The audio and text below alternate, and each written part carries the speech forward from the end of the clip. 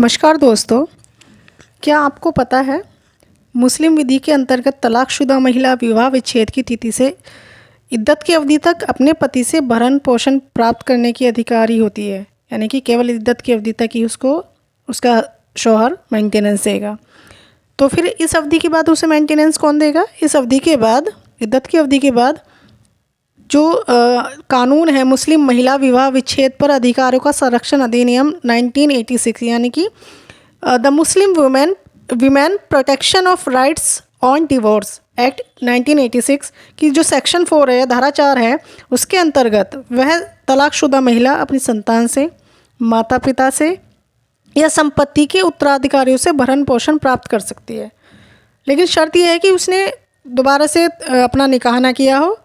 या फिर दूसरी शर्त यह है कि इद्दत की अवधि के पश्चात वह अपना भरण पोषण करने में समर्थ ना हो, यानी कि असमर्थ हो, तभी उसको जो है भरण पोषण मिल सकता है। और एक मज़ेदार बात मैं और बताती हूँ इसमें आपको, जो शायद बहुत कम लोगों को पता है और उस पर कई लोग डिस्कस भी नहीं करना चाहते हैं। इसका सेक्शन भरण पोषण का जो भुगतान के लिए आदेश है, कौन करेगा? मजिस्ट्रेट के सामने जब वो महिला, तलाकशुदा महिला एप्लीकेशन लगाएगी कि उसके पास कोई तरीका नहीं है, उसके पास कोई साधन नहीं है कि वो अपना भरण पोषण कर सके इद्दत की अवधि के पश्चात, और जो उसकी संतान है, माता पिता हैं या और भी जो संबंधी है जिसका उल्लेख कानून में किया गया है कि वे अपने पति के अलावा उन सबसे अधिकार अपना जो है खर्चा मांग सकती है, भरण पोषण मांग सकती है। तो जब मजिस्ट्रेट के सामने वह एप्लीकेशन लगाएगी, मजिस्ट्रेट ऑर्डर करेगा, आदेश देगा कि भाई इन लोगों से जो भी सक्षम हैं उनसे वह अपना मेंटेनेंस क्लेम करे। अगर उसके जो तलाकशुदा महिला है, उसके बच्चे, उसके माता पिता इस लायक नहीं हैं कि वो अपनी उस तलाकशुदा महिला को मेंटेनेंस दे सकें, तो ऐसी स्थिति में सेक्शन 4 इसी कानून का, मुस्लिम महिला विवाह विच्छेद पर अधिकारों का संरक्षण अधिनियम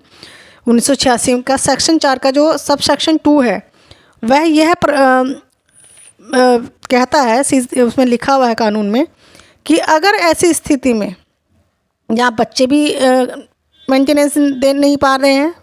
माँ बाप भी नहीं दे पा रहे हैं, और कोई अन्य संबंधी जो उसकी महिला का जो भी कुछ प्रॉपर्टी है उसका यूज़ बाद में करेंगे उसके जाने के बाद, वो नहीं दे पा रहे हैं, तब मजिस्ट्रेट उस राज्य के जो वक्फ बोर्ड है, यानी कि जिस भी राज्य में वो महिला निवास करती है, उसको ये आदेश दे सकेगा कि वह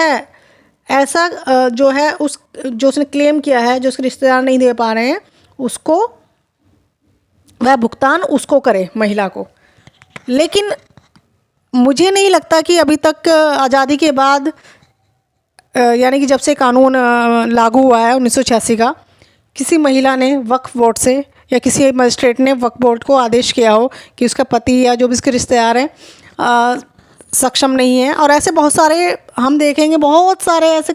मुकदमे निचली कोर्टों में चल रहे हैं जहाँ पर आदेश हुए पड़े हैं, लेकिन उसके रिश्तेदार जिनसे वो क्लेम करती है, पहली बात तो क्लेम करती ही नहीं है जल्दी से, अगर क्लेम करती भी है तो उसको बहुत मुश्किल से मेंटेनेंस मिल पाता है। हम सब जानते हैं क्या स्थिति है, मिल ही नहीं पाता है बहुत मुश्किल से, क्योंकि मोस्टली मुस्लिम समाज में गरीबी इतनी ज़्यादा है, वो अफोर्ड ही नहीं कर पाते हैं कि इस तरह का भरण पोषण किसी तलाकशुदा महिला को उसका कोई रिश्तेदार या कोई कानून के जरिए दे। हाँ, वो अलग बात है कि भाई कोई महिला अगर रह रही है, ठीक है, उसका रोटी पानी का खर्चा, लेकिन एक अच्छी जीवन जीने के लिए जो एक स्टैंडर्ड चाहिए, जैसे कि एक हिंदू महिला जाकर क्लेम कर लेती है कि मेरा लिविंग स्टैंडर्ड वही होना चाहिए जो मेरे पति का है, तो वो ये स्थिति एक तलाकशुदा महिला की नहीं बन पाती है, स्पेशली मुस्लिम महिला की। तो आपको अगर किसी को ध्यान आ रहा हो कि किसी मजिस्ट्रेट ने या किसी कोर्ट ने ऐसा आदेश किया हो कि जहाँ पर उसके किसी तलाकशुदा मुस्लिम महिला के रिश्तेदार उसको क्लेम मेंटेनेंस देने में असमर्थ हैं, तो किसी कोर्ट ने उस राज्य की वक्फ बोर्ड को ये आदेश दिया हो कि आप उस महिला को मेंटेनेंस थे। अगर आपकी नॉलेज में है तो आप कृपया अपना